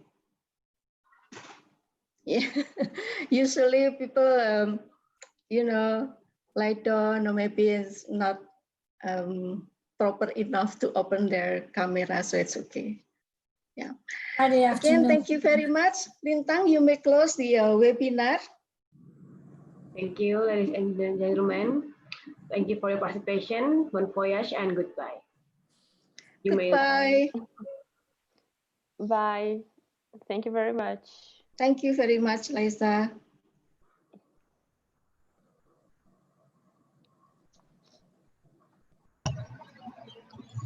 Terima kasih, Dorian. Terima kasih, everyone. Yeah, you may stay and we can discuss something if you want, Hadi. Do you have any agenda after? I want to thank everyone. Sure. Go ahead. Your Indonesian colleagues for this great project. I think that it was very important for us to share our experiences, our reflections, especially in this moment. But I hope that this kind of exchange will continue and will be developed in new projects, because we need not just to talk using Zoom and other softwares, but we need to write, to publish, to maybe to build new projects. Yeah. So terima kasih for you, for everyone, and thank you very much. Thank you, Hadi. I think what we can do is, if you don't mind, I will share your contact as well as your research link to the participant. Maybe they also want to have collaborations with you, since you will be in Bangkok, I think on June, right? You move to Bangkok. Is it? In fact, we're waiting for the opening of the airport now. Yeah, so maybe soon. Yeah, we move soon. Yeah, so I think it's a really great opportunity if we may develop our networking and have a collaborations, because here are some researchers also from all over Indonesia that may be suitable with your work area, as well as Liza And also, I don't know, Mbak Santi, are you still here? And of course, with the Unisba and also Atmajaya Catholic University for sure. We could share our LinkedIn contact, maybe. I think would be. Yeah, sure. Yeah, if you don't mind, we will share your email to the participant. Okay. Yeah, so Okay, they can contact you. And I can send my presentation as well if you. Yeah, please. Yeah, they're willing to I'll get send your. you by email. And for Hadi, I think you will send your paper to be published in our academic journal, right? Yes, in fact, I will finish today the preparation of my presentation, and I will send it by email to you so you can share it with the community. And in the few coming weeks, I will be finishing the text. I wrote for about 12, 13 pages of willing to publish it in in your journal. Yeah, there is a Dr. Ria Sarinastiti who are in charge in the journal, as well as Andina. And there's also El Chris, who will taking care of our journal as well. Great. Thank you very much. Yeah, it's now actually accredited, and we can also use the Perhumas one also, Budorin, if there are a lot of papers. Yeah, to the Perhumas journal too. Well, Liza, you want to say something? There is still 125 participants that won't be leaving, I guess, because maybe want to have a discussion. I also see Dr. Supriyono from Unisba Blitar. If you want to have a discussion, there is